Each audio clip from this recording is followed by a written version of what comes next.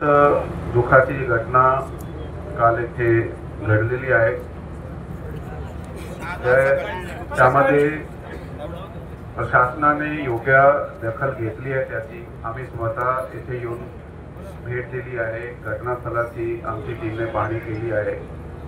DCF साहेब इथे आज, additional collector साहेब आज, कलेक्टर साहेब आज बहुतेक अवेलेबल न होते, परंतु बोलणं झालेलं आहे। या जे आपले समोर मोठी समस्या आहे त्याचं निराकरण करण्यासाठी एक जॉईंट मीटिंग जे आहे ज्यामध्ये सर्व संबंधित अधिकारी आणि जे पीडित नागरिक आहेत त्यांचे प्रतिनिधी सामील होणार आहे, असे प्रकारचा एक निर्णय घेण्यात आलेला आहे। यासाठी जे पुढील निरोप आहे ते आमचा जिल्हा प्रशासनाबरोबर चर्चा चालू आहे। माझी आपल्याला एवढी विनंती आहे की हे प्रॉब्लेम फक्त तुमची नाही आहे, ते आपली सर्वांची आहे। आपली सर्वांची एकत्र जबाबदारी आहे। आपण जे काही आपली मागणी प्रशासनाच्या समोर ठेवली आहे त्याचा आपण शांतपणे त्याच्यापर्यंत पोहोचली आहे। आता त्याच्यापर्यंत पोहोचल्यानंतर त्याची योग्य दखल घेण्यात आलेली आहे। पुढील काही दिवसांमध्ये याच्यात जे ठोस निर्णय घेतले जाणार आहे।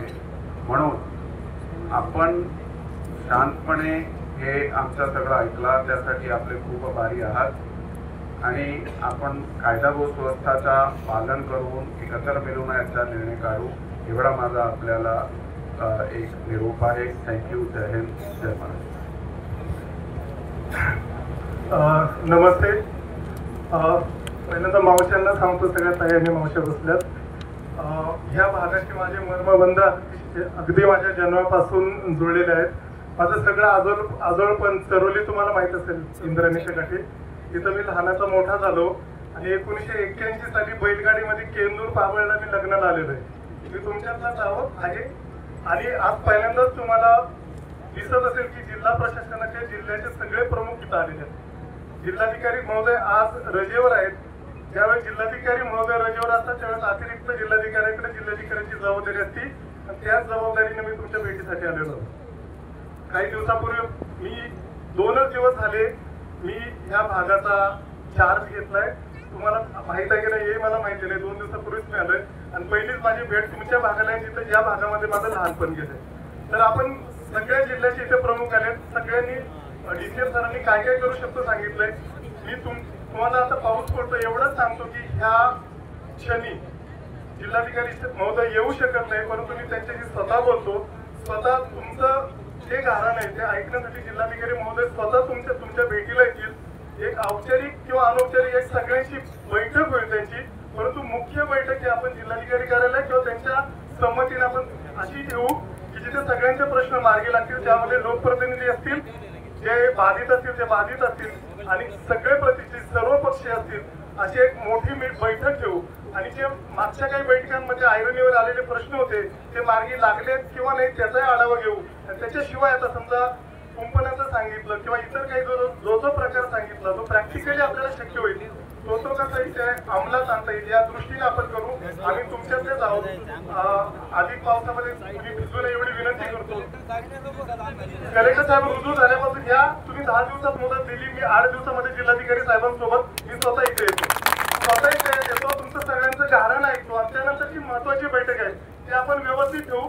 कोण बोलायचे आपण ठरवायचे, सगळ्यांना जिल्हाधिकारी महोदयांच्या साक्षीने आपण बोलूया, निमंत्रित करूया, विनंती करूया आणि आपल्या गाराने शासनापर्यंत नेऊया एवढी विनंती करतो। आज कोणताही जो देह आहे त्या देहालाही आपल्याला आग्रह करणं एक पवित्र कार्य असतं, त्यालाही रोखून ठेवू नये मनापासून मी विनंती करतो। तरी मी तुम्हाला आहे एवढं करून मी खासदार महोदयांकडे हा जिल्हा प्रशासनाच्या वतीनं शब्द जिल्हाधिकारी महोदयांना आणण्याचा आणि हा माईक खासदार महोदयांकडे सोपवतो। धन्यवाद। जय शिवराय। खरं तर जिल्हा प्रशासनाचं मी यासाठी आभार मानतो की राऊतसाहेब आपण तातडीने इथं आलात, परंतु ही जी वेदना आहे ही वेदना अनेक वर्ष आता ठसठसते आणि अवघ्या 20 दिवसामध्ये तिसरी घटना घडली। कुमशेतला परवा जुन्नर तालुक्यामध्ये 7.5 वर्षाचं लेकरू गेलं, त्यानंतर पिंपरखेडला आमची शिवन्या गेली आणि आज या माऊलीला जीव गमवावा लागला. हे अवघ्या 20 दिवसात 3 घटना घडतायत. ही सातत्यानं मागणी आहे की राज्य आपत्ती ही घोषित करावी. ही जिल्हा आपत्ती घोषित आहे, पण केरळच्या धर्तीवर ही राज्य आपत्ती घोषित करणं गरजेचं आहे. दुसरी एक भावना आम्हा सगळ्या ग्रामस्थांची ही होतीये का तिकडं मुंबईत कबूतरखाने बंद झाले तर कबुतरांसाठी मान्य मुख्यमंत्री महोदय 4 दिवसात बैठक घेतात. बिबट्याचे आतापर्यंत साहेब आजचा 55वा बळी आहे. 55 जणांचे जीव गेल्यानंतर सुद्धा मान्य मुख्यमंत्री महोदयांना आपण शासनात प्रशासनात आपल्या माध्यमातून एक ठोस कृती आराखडा व्हावा यासाठी महत्वाची गोष्ट आहे. परवा आपली पिंपरखेडची घटना घडल्यानंतर मान्य पालकमंत्र्यांच्या अध्यक्षतेखाली बैठक झाली. त्यावेळी मान्य पालकमंत्री महोदयांनी जो काही निधी लागेल, जी काही पिंजरे लागतील, या सगळ्या गोष्टी तातडीनं द्या अशी सूचना केली. त्याच्यावरची अंमलबजावणी लवकरात लवकर होणं गरजेचं आहे. आणि त्याचबरोबरीनं वन विभागाच्या अधिकाऱ्यांना माझी ही विनंती आहे की माणिक डोचं बिबट निवारा केंद्र जे आहे याची आता कपॅसिटी संपलेली आहे. तुमच्याकडे फॉरेस्टच्या जागा उपलब्ध आहेत.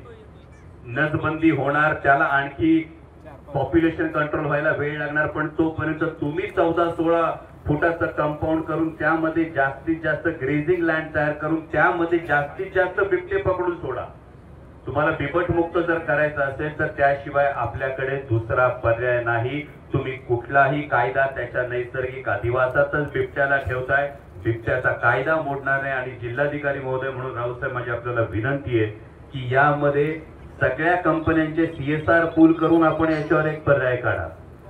जर 1000-1200 बिबटे असतील तर एक या पद्धतीचं एक मोठं निवारा केंद्र ज्यामध्ये 200-400 बिबटे एकत्र एका भागातले सोडले जातील.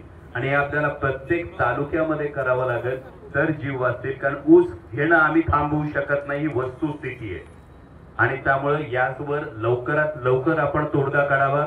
मान्य जिल्हाधिकारी महोदयांबरोबरची जी बैठक असेल, जशी जुन्नरला आपण एक बैठक घेतली, सगळे सरपंच उपसरपंच यांच्या उपस्थितीमध्ये आपण जशी जुन्नरला बैठक घेतली तशी इथे CCF साहेब असतील, जिल्हाधिकारी महोदय असतील आणि जी सगळी आमची ग्रामस्थांची जी मागणी आहे की यामध्ये मान्य वनमंत्री आणि पालकमंत्री महोदयांनी सुद्धा उपस्थित राहावं. कारण लोकांच्या ज्या भावना आहेत या त्यांच्यापर्यंत त्याच्या पद्धतीने जर पोहोचल्या तर त्याच्यावरच्या जे मेजर्स आहेत ते तातडीनं घेतले जातील. एवढी माझी आपल्याला आमच्या सगळ्या ग्रामस्थांकडून विनंती आहे की लवकरात लवकर हा प्रश्न आता मार्गी लागला पाहिजे. किंवा जसं पत्रकार महोदय म्हणाले त्या पद्धतीनं, नाहीतर हे अर्थकारणावर आलंय, हे जीवावर आलंय.